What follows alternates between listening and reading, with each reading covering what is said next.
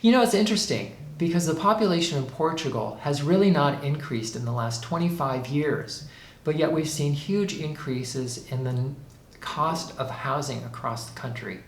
And it really made me wonder, with no more people in the country, how come real estate prices have just exploded today on Valley of the Dolly? If you look at this chart, you're going to see that the real cost of purchasing a home in Portugal has just gone up astronomically from its lows of 2014. Now, granted, 2014 was really the very depths of the economic recession that was faced in Southern Europe at that time, and the price of housing was lower than it had been in real terms going back way into the 90s. So it's not a very accurate number if you really take 2014, but that's why a lot of news stories will always say, for example, this one, home prices have increased 135% since 2014 to 2024. Well, of course, you're looking at the very, very, very lowest point in the Portuguese housing market in the last 40 years. And you're looking at the absolute height of the Portuguese housing market now in 2025. And then, yes, it hasn't kept up with wages, which have gone up 35%, but that 135% that they're showing there as an increase in the cost of housing in this 10 years is really kind of deceptive because that was a super low point in the market there. So what other possible effects could be responsible for this huge increase in the value of real estate in Portugal at the same time that we're not seeing an increase in the number of people living here?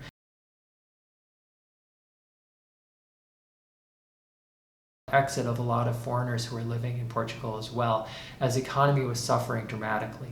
But then you saw a return of people into the country, especially foreign nationals who were encouraged by different programs and policies that were implemented to encourage people to move to Portugal and to start companies here.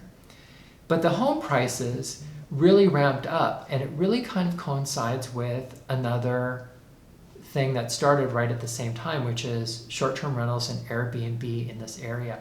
So Airbnb really hit Europe in 2012, and then by 2014, you start to see it affect the Portuguese market.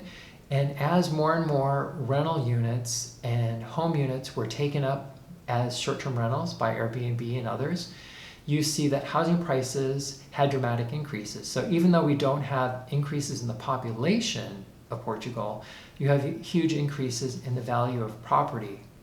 If you look at this article, it's also noted that there's been a 10 to 11% increase in the amount of inventory that's available on the market for purchase. Whether or not that's really going to hold or not, we'll have to see. So in the last 2 years, you've seen a huge increases in the cost of purchasing a home in Portugal, and this really coincides with the drop in interest rates again. So the number of homes that have been sold has increased, and the cost has increased as well. And a lot of this may be due to the fact that interest rates have dropped in half. So you had what was 4% increase back in September 2023, and then I believe in June 12th, 2024, they dropped it to 3.75, and now it's down to 2%. So this means that you've had a huge drop in interest rates, which means these adjustable rate mortgages, which are traditionally purchased by home buyers in Portugal, are now considerably less expensive than they would have been just 2 years ago, which means that you can buy a lot more, which encourages people to purchase instead of rent, which may account also for the increases in the available inventory for the rental market. And it means that it's put upward pressure on the pricing of homes here.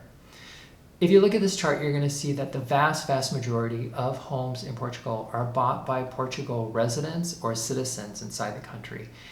And traditionally, the last few years, it had been number two, a very small number of nationals outside of the EU was the second largest purchaser of homes.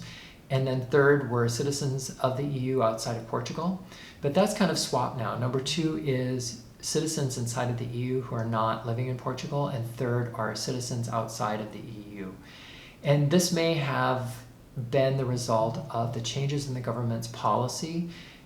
The incentive programs that were traditionally offered for people to move here or to start business in Portugal, those have changed, and there's been a number of restrictions placed And then now we're looking at additional changes to the immigration status. So you're looking at potentially 10 years instead of 5 years to become a Portuguese citizen. And that's kind of at odds, or it's different than what you're seeing in Spain. So I think that'll be up for another video, especially if you're talking about Spanish or Portuguese speaking citizens in South and Latin America who are looking to move to either Spain or Portugal. The policies will be very different and the timeline's very different between Spain and Portugal. So we'll take a look at that in a future video. But right now you're seeing a reduction in the offerings and enticements for people to move to the country. You still see a huge portion of young Portuguese graduates who move outside of Portugal to take advantage of the larger job market in the EU and the United States and other areas in the Americas. And you may be seeing a decrease in the number of foreign nationals who are looking to move to Portugal. Right now we don't have really strong statistics on this because it's been too short of a period to really get an understanding of what the long-term repercussions of these changes are. It may be for the better, or it may be that it has a negative drag on the economy. But right now we don't really have those numbers. So once they start to become available and make themselves evident, so maybe at the end of 2025, I'll start to report on that as well. In the United States, you're already seeing home prices drop. In Austin, Texas, for example, home prices have dropped by 20% from their high just a couple of years ago. And Texas is not the only location that we're seeing home prices begin to drop. We're also beginning to see that happen in a number of locations across Florida and other states as well. But there is a huge difference in the amount of interest that people in the United States pay, with interest rates at around 7% compared to the low European Central Bank rate of 2%. And the United States rate is around 5 something. So it's dramatically higher in the United States, making getting a mortgage much more difficult and much more expensive. But in Portugal, you're also going to see effects that are happening because of the turmoil in the market due to tariffs that may be implemented by the United States or the EU, and also tariffs that we've seen on Chinese cars, for example, coming into the EU. So there are a lot of tariff policies that are being implemented and kind of protectionist policies. We're also seeing or anticipating huge expenditures for defense, especially among the largest of the European Union countries, so Germany, France, Italy, and a number of other countries, and that includes Portugal. And with that, borrowing will mean that there will be additional pressure on the market to raise interest rates to make people want to buy that debt that they're issuing. So you have the possibility of higher interest rates again inside the EU because of all of this defense spending and the possible ramifications of tariffs. So even though we see these huge, giant increases in the real value of property in Portugal, I wonder how long that will last. I'm not a real estate expert, and I'm not here to tell you whether or not to buy or sell, or to rent or buy. I'm just here to provide you with some of the information that I'm seeing coming up regarding the market, and you'll have to make that decision on your own or by contacting a professional for assistance. But I do find it fascinating that right now we're kind of at this point again where you're seeing some increase in inventory. They're saying, this article says 10% increase in the amount of inventory available on the market. And you're seeing also in Portugal these huge price increases of 16% on the market right now, really driven by the low cost of loans inside the country.